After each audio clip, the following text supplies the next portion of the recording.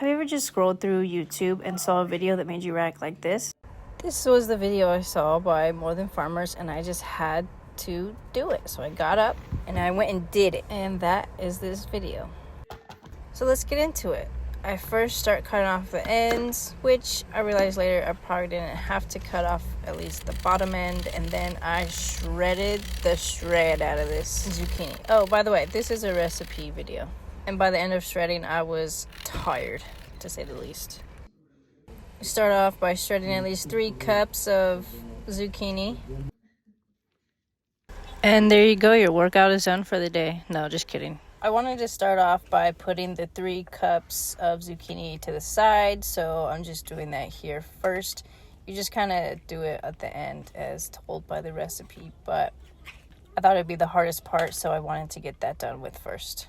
And the most messiest. I thought anyways. Alright, now we start with the other ingredients. 3, 2, 1, let's go. We start with a 1/2 cup of oil.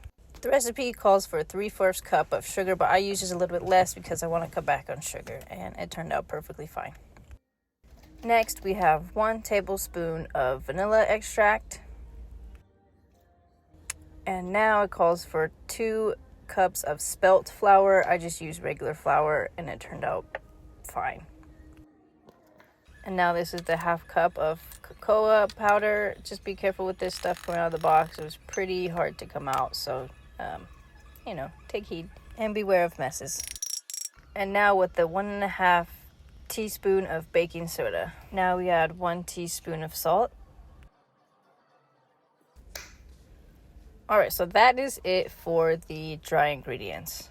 Now what I'm doing here is just mixing it all together. I kind of had the wrong spoon, so I switched to another utensil instead, which helped a lot better with the mixing and all that. Then when the dry ingredients are fully mixed, it will turn into this lovely brown color, and you will be ready to mix in your 3 cups of shredded zucchini. What I did here was just kind of add it in little handfuls, one at a time, because I knew that if I did too much, it'd probably clump and just be too hard to mix. So you can do it how you want. This is just my way of doing it. And now for the final ingredient, chocolate chips. I used the milk chocolate kind. And then I used just under 1/2 cup, which the recipe calls for is a 1/2 cup. But I wanted to keep the sugar count down a little bit. And this is my happy dance because I knew that I was almost done. So by the end of it, it should all look like this, just kind of like a big pile of mud. And then you get your 9x13 pan. And this is very important. You have to get a 9x13 pan and spread the ingredients all really thin along the bottom of the pan. And the reason why I say this is important is because I tried it a different way where I split the ingredients in half, and it did not work as well. It doesn't keep the moisture in it. Half of it was dry while the other one was very moist and nice, like the first batter I did. So I would recommend, highly recommend that you follow the recipe and do a 9x13 pan. Grandma came in to cook a little something, and spoon in the mouth means it is done. So that's about it. I was just trying to smooth it out before I licked it and make it all even, so it bakes just right. Now I'm just sprinkling on some of the extra chocolate chips.